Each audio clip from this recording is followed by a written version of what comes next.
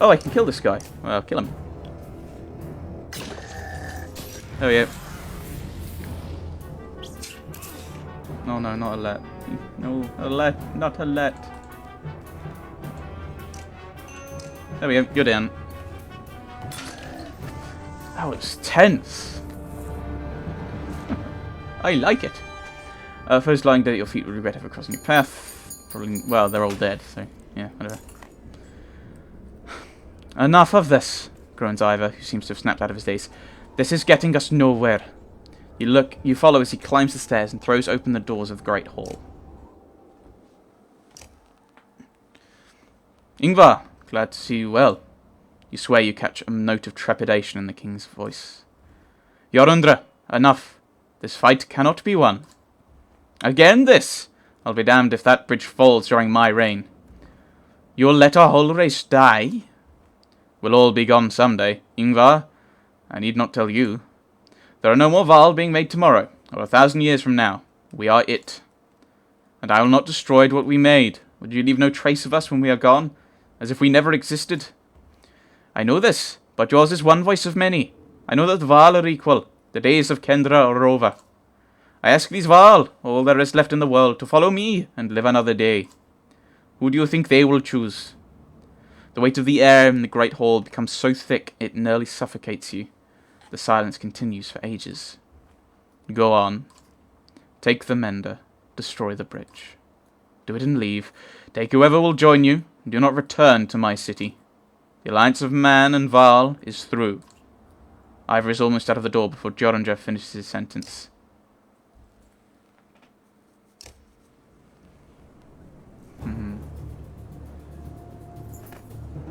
Led by Ivor, the Val push hard one last time against the dredge until there is room enough for Eyvind to take position and start raining down lightning bolts on the bridge supports.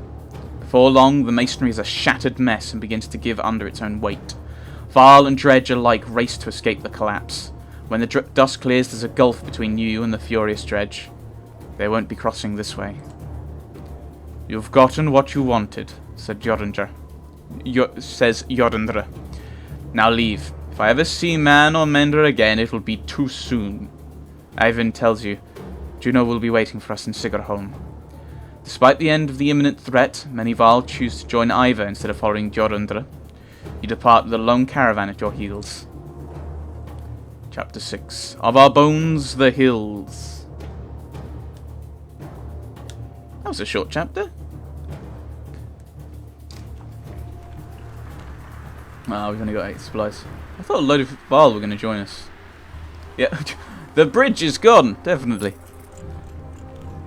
So yeah, I thought we'd have a lot longer in chapter 6, but I'm guessing this is chapter 6 will be to Sigarholm, and then that's when we'll get into the next chapter, which will be chapter 7, obviously. Normal morale. I don't really want to rest, though, is the problem. A group of men with broad shoulders and thick cloaks approach the caravan. They might be outlaws, you hear nearby, and the idea quickly ripples through the clansmen. One of the strangers approaches, saying, We've run out of food. Any help would be welcome.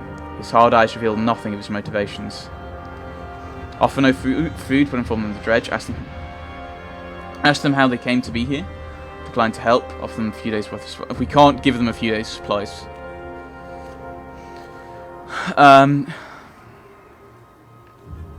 Yeah, this is the thing. We ask them how they came to be here. Yeah, we'll ask them. The men get nervous and reveal sturdy weapons. Your warriors step forward. Until the leader holds out a hand, saying loudly, The last group to ask this question tried to kill us. Tried. Let's keep this simple. Will you help us or not?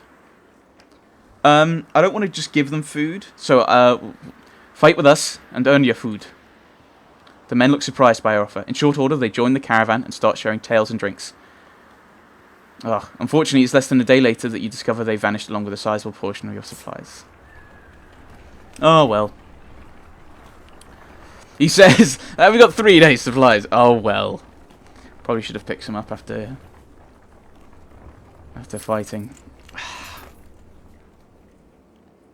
Because this is, yes, far too giving. A gaunt man and woman approach the caravan, hands held high. "A word, friends," the man says. "We are poor farmers, down in our luck." The woman hits him and says, "We're outlaws, plain and simple, 10 of us, and we'll help you in a fight for some food up front." "What are your crimes?" "Misunderstandings," the man says. "Mead houses are confusing. Never know when you've drank your share." The woman hits him again and says, "We've stolen, killed a few when we had to. Skills that might benefit you out here." I think this is the thing. Is like, why wasn't this an option in the last one? Yeah, join us, but you know, we're still not 100%. I'm intrigued that you've got the two together, but at least these guys are honest. They're like, yeah, we've been outlaws. Yeah, we've killed people. They probably know the lay of the land. They might know some food. Like early on with when you were Rook, there were some people who joined you and told you where supplies were. Join us, but you'll be watched. The two quickly shuffle to a supply wagon as 8 more bandits emerge from the wilderness. They gorge themselves on salted fish and cheese, taking time to thank everyone. After eating, they politely keep to themselves. People are going to starve again, aren't they? I don't like that. I need like an event that gives me food. It appears that large figures following from the It appears that large figures following from the direction. It appears that there are large figures following from the direction of Einatoft. Oddleif watches intently before finally saying, "They have a cart. I can hear it." You slow to get a better view and spy a small caravan of Varl. Eventually, they catch up. "Do you have supplies?" "Please have supplies!" "Greetings, Ida. It's been quite a while since we talked, hasn't it?" "I know you. Ubin? Never imagined you'd be to be one to defy the king. What made you leave?" "Someone had to." "What do you mean?" "Bellowa is heading this way." "Already? How is that possible?" "A group of Varl from Wormtoe showed up around the back of Einatoft. The long way. Bellowa and his army chased them across the summer path, they said." "Past Wormtoe? That doesn't make sense. Bellowa was at the bridge." "He must have doubled back after that serpent appeared. While we fought on the bridge, he led half his forces around to approach Einatoft from behind." "The attack on the bridge was a feint?" "Don't let anyone tell you the dredge aren't clever. Einatoft will fall within a day." "Maybe not. He's following you." "I thought one of you might know why." You exchange nervous glances, but nobody speaks up. "Must be me, then." Is there something I don't know? That's quite a grudge he's holding if he's coming for you, either." "It doesn't matter. Our only chance is to get to Sigerholm. Juno will know what to do." "We'll join you. I bring supplies." Yes! Yes! Sorry. "I bring supplies and warriors. And my friend Gunnulf here bears a heavy sword." Yay! Gunnulf! Woo! "I believe he'd be happy to swing it for you." Yeah! Gunnulf! Awesome. We now have 6 days supplies. Yay! Thank you, game. I'm wary of resting because of the number of supplies, because we've only got 5 days supplies. The caravan stops at a split in the road. Ahead, the path leading to Sigerholm veers off into the hills, which are now swimming with familiar black shapes. "Dredge that way too?" grimaces Eyvind. "The summer path leads straight to Sigerholm, while taking the main road will add several days. They're everywhere around by now," replies Ubin. "I suggest we go around past Hogstorp." So, Ubin assumably knows the area. You should be, surely I should be able to just ask how long it'll take. It'll add several days. But if I'm guessing Hogstorp something is a town, so you might be able to get some more supplies there anyway. We'll go around. I hate to say it, but I'm not willing to walk into Swamp to Dredge anymore. Juno will have to wait. You turn towards the long road around Hogstorp instead, hoping you've saved lives in the process. Weak morale. Yep, let's have a gander at the map.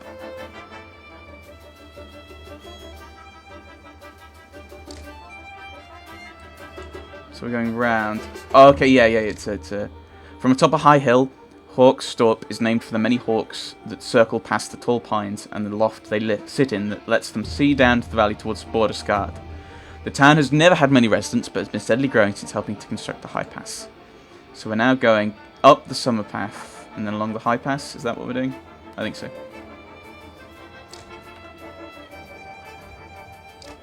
I'm guessing, because this game is feels somewhat linear, that basically we'd end up going this way anyway then. Ooh, Gunnulf! Gunnulf! I like Gunnulf. Don't talk much, do you? You approach the massive green-clad Varl, who's sitting quietly by himself eating bread. So, just wanted to know anyone who can cleave a dredge in two like that a little better. I'm Rook. What to know? Ubin asked me to chop a dredge in two. I chop him. You travelled with Ubin for long? Yes, long time.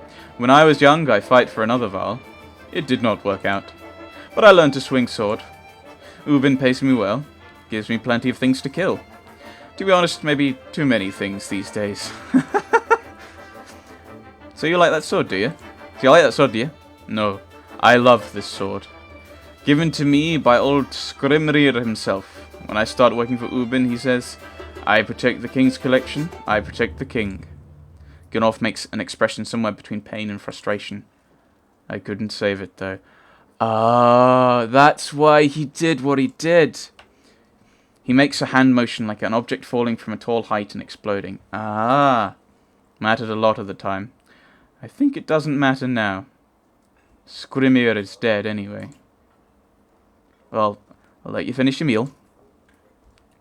Want to be friends with Gunnulf, Rook? He pops the last hunk of bread into his mouth. Keep food in the cart. I'll try, Gunnulf. I'll try.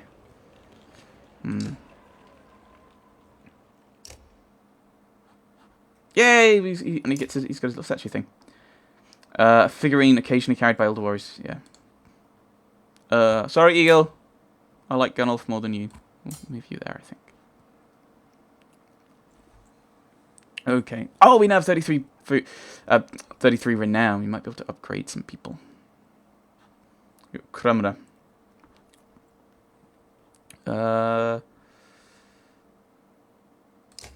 Oddleaf promotion, maybe? Oh, does Gunnulf have a new thing? Okay, yeah. So that's still the same thing. Who can I promote? We'll promote Oddleaf, I think. 2. We'll put that in exertion strength, I think. No. That. I'm worried of spending more. I know I'll use Oddleaf, but I'm just going to worry that we will rest one day. Just keeping our morale a little higher. Looks like a little town here. Or a village. Maybe we'll get some... Ooh. A scout returns with a nearly frozen child. I almost stepped on her in the snow. Looks like she must have been running from something, he says. Patches of blue mottle her pale skin, but her chest rises and falls ever so slightly. Even just carrying her along could kill her in a state like this, says a woman. We could be in danger here, points out another. Oh, if I'd known this, if I'd known we were getting this, I would have stopped and rested. We'll stop and look for other survivors, though. 1 hour, you shout. Look for any other survivors. Healers, do what you can. A fire flares to life as you follow the scout's lead. Your search is fruitless and you return to a fully settled camp. The healer's still fussed with the girl's blankets, but it looks hopeful that she'll pull through. The next day, you set out again. Please be a village I can buy food at. Please. Yeah, we stopped. Food. We need food. Please give me food.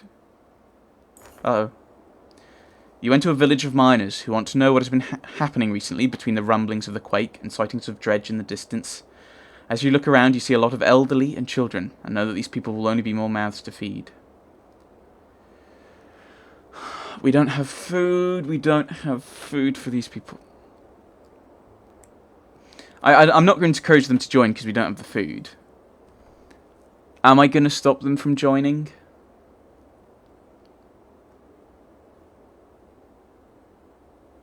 It might be one of those things that we've actually got supplies of food. We'll let them make their own decision, I think. You welcome anyone who wishes to join the caravan. Many do, while others choose to stay in their homes and see things through. You wish them luck. That's somewhat terrifying. I should have said no. 1 renown gets 6 food. Use all of the renown. Oh, I'm so excited. Yeah, I think it is a little excessive, but I think getting up to 10 days is good. That buys us a lot more time. We'll rest, try and get our morale up, I think. Maybe a bit more. We'll buy the rest of their food. We'll heroes. Yeah, nothing. Yeah, we've not got anyone. Oh, of course we've got Avind, haven't we? We'll swap Avind out for Alet because actually we'll put you there and we'll switch you around like that. There we go. Because Avind's a really weird thing. He's got ranged abilities, but he's not. But most of his attacks aren't ranged. Right. And of course Alet doesn't want to hurt people, so we're gonna try and make sure she doesn't. Onwards.